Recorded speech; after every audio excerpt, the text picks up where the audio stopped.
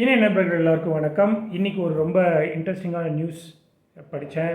UFC 317 வர June மாதம் நடக்க போகுது. அதோட மெயின் ஈவெண்ட்டாக இருந்த மேட்ச் ஹபீப் வர்சஸ் டிடிபி. அந்த மேட்ச் வந்து கேன்சல் ஆனதில் ஒரு பெரிய வருத்தம். பட் இன்றைக்கி ஒரு செய்தியை வந்து கேள்விப்பட்டேன். I hope that is confirm. அது கன்ஃபார்மாக இருந்தால் கண்டிப்பாக ஒரு பெரிய திருவிழாவாக தான் இருக்கும். இல்யா டோபூரியா வர்சஸ் இஸ்லாம் மக்காச்சேவ் ஈவெண்ட். இவங்க இந்த ரெண்டு பேரோட மேட்ச் வந்து மெயின் ஈவெண்ட்டாக இருக்கக்கூடும் for the light weight championship.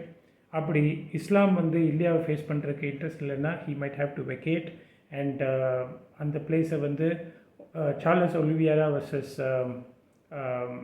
இல்யா டோபூரியா match நடக்கிறதுக்கான வாய்ப்பு இருக்குது அப்படின்னு படித்தேன்.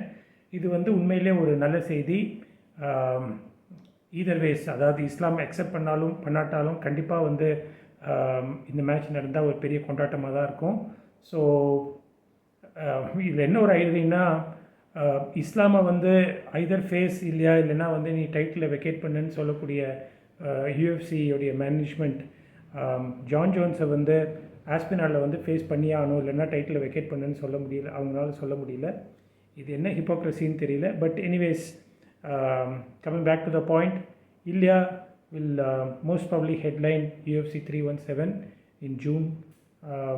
யார் அவரை எதிர்க்க போகிறாங்க அப்படிங்கிறது வந்து இன்னொரு கேள்விக்குரியதாக இருக்குது. என்னுடைய கருத்து மோஸ்ட் ப்ராப்ளி வந்து சார்ல்ஸாக தான் இருக்கும்னு நினைக்கிறேன். உங்களுடைய கருத்து என்னங்கிறத என்னோட ஷேர் பண்ணுங்கள். டேக் கேர், பாய்.